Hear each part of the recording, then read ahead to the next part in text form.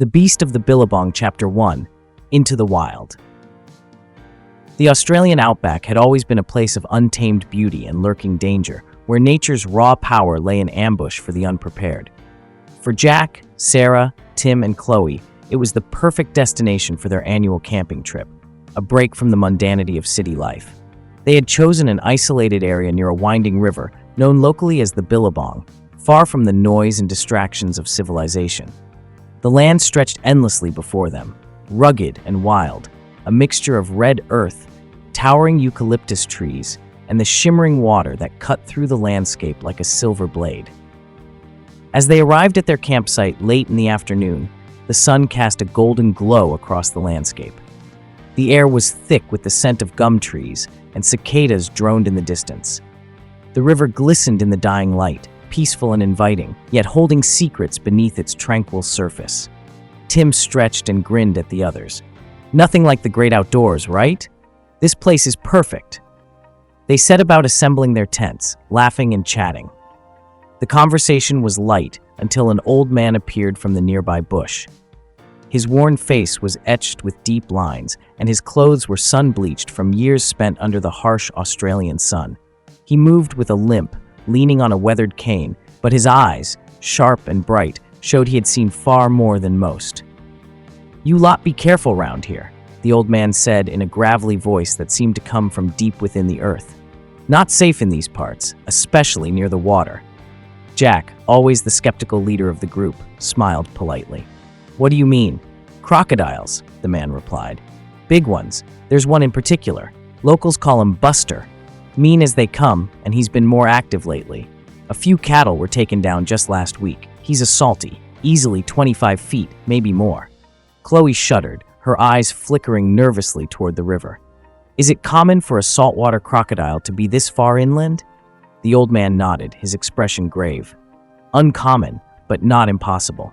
Rivers like this one sometimes connect to the sea. Buster's been lurking around these parts for decades. You see those signs?" He pointed to several metal placards lining the riverbank. Each bore the same warning: crocodile-infested waters, do not enter. Tim chuckled, brushing off the warning. "Relax, we're not swimming in the river. We're here to enjoy the trip." The old man fixed him with a stare, unblinking. "Don't think you're safe just because you don't see him. Crocs are patient hunters. Buster's been here long before you, and he'll be here long after." With that ominous statement, he turned and shuffled back into the brush, disappearing as suddenly as he had arrived. A strange silence fell over the group, the playful mood shattered. "Creepy," Sarah muttered. Jack tried to shake off the lingering unease, probably just trying to scare us off. "Let's get the fire going." Chapter 2, The Call of the River. As night descended, the air cooled, and the group gathered around the campfire, flames flickering against the inky sky. Laughter returned, stories were shared, and bottles of beer were passed around. The river, a short distance away, sparkled under the moonlight, the soft whisper of its current almost beckoning. Tim, emboldened by alcohol and his usual cocky demeanor, stood up and stretched. "I say we go for a swim. Old man's probably full of it. Crocs or not, the water looks too good to pass up."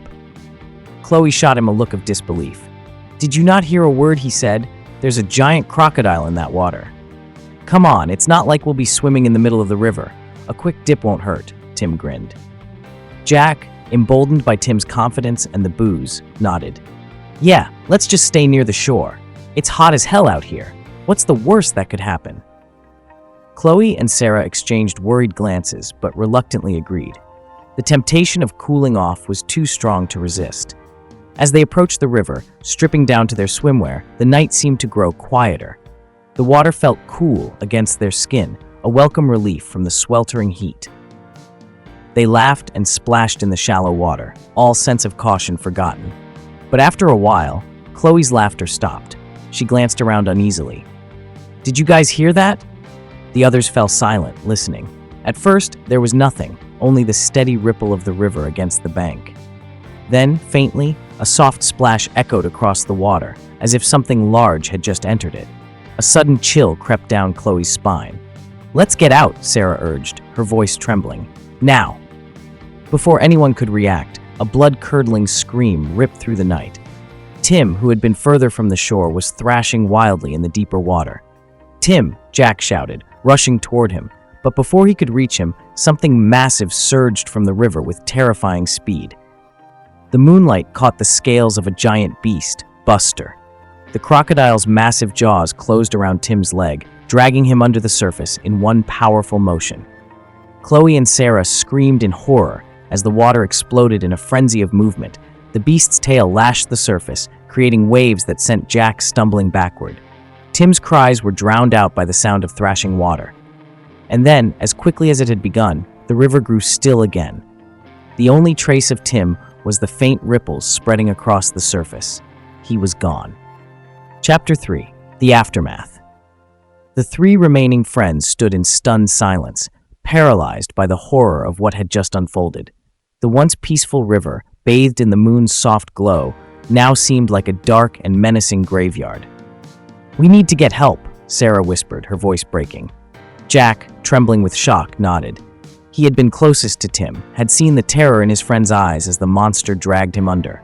The image played over and over in his mind, a living nightmare that refused to fade. They staggered back to the campsite, Sarah fumbling for her phone. Her hands shook as she dialed the emergency services, recounting the attack through sobs and shallow breaths. The police arrived at dawn, their faces grim as they questioned the group and took down details of the nightmarish incident. A search team was dispatched to the river, but it was clear to all involved that Tim would not be found.